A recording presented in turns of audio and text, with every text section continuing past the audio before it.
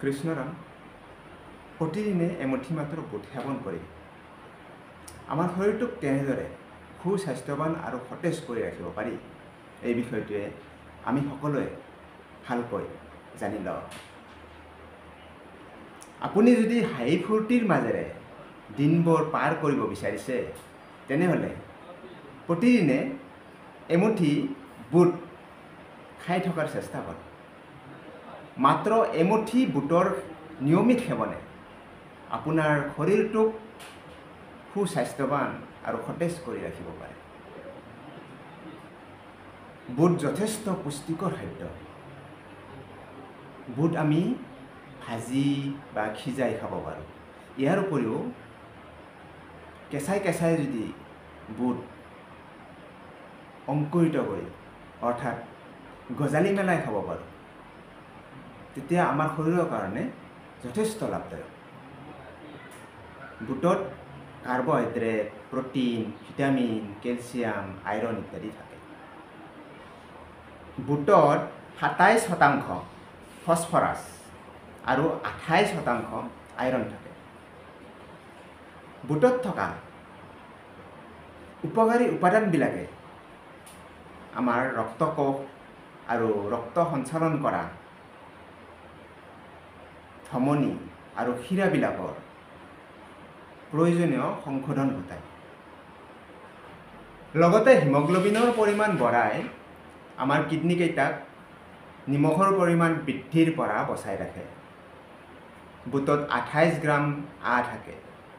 সেয়েহে আমি প্ৰতিদিনে কেঁচাই বা সিজাই বুট সেৱন কৰিব পাৰিলে এই আহাৰৰ দ্বাৰা আমাৰ পেটৰ বহুখিনি সমস্যা আঁতৰ হৈ থাকে। লগতে কোষ্ঠকাঠিন্যও নিৰাময় হয় আৰু কেঞ্চাৰ হোৱাৰ সম্ভাৱনাও আঁতৰত থাকে। নিয়মিত বুট সেৱন কৰি থাকিলে আপোনাৰ চেহেৰা সুন্দৰ হোৱাৰ লগতে আপোনাৰ মগজুৰ স্মৰণ শক্তিও বৃদ্ধি কৰে। শৰীৰত তেজৰ অভাৱ, কোষ্ঠকাঠিন্য, ডায়েবেটিছ আৰু জণ্ডিছৰ দৰে ৰোগবোৰ নিয়মিত বুট সেৱনে প্ৰতিৰোধ কৰি ৰাখে। চুলি আৰু ছালৰ সৌন্দৰ্য বৃদ্ধিৰ কাৰণে বুটৰ গুৰিৰে প্ৰস্তুত কৰা ৰুটি আৰু অন্যান্য খাদ্য খুবেই উপকাৰী।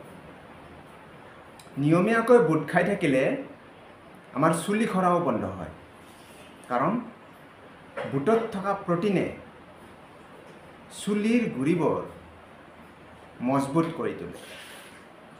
বুট তিয়াই থৈ গজালি মেলিবলৈ দিলে সেই বুটত ভিটামিন আৰু মিনাৰেলছ পূৰা মাত্ৰাই অটুট থাকে। গজালি মেলা বুট কেঁচাই চালাড ৰূপে বা উতলাই সিদ্ধ কৰি তাৰ লগত অকণমান ক'লা নিমখ মিহলাই খাই থাকিলে আমাৰ শৰীৰত বৃদ্ধি হোৱা ওজন লাহে লাহে কমি আহে। গতিকে আজিলৈ ভিডিঅ'টি ইমানতে সমাপ্তি কৰিলোঁ। যদি ভিডিঅ'টি ভাল পালে সকলোৱে লাইক, কমেণ্ট, শ্বেয়াৰ আৰু ছাবস্ক্ৰাইব কৰি মোক আগলৈ ভিডিঅ' বনাবৰ কাৰণে প্ৰেৰণা দিব বুলি আশাৰে বাট চাই ৰ'লোঁ। কৃষ্ণৰাম।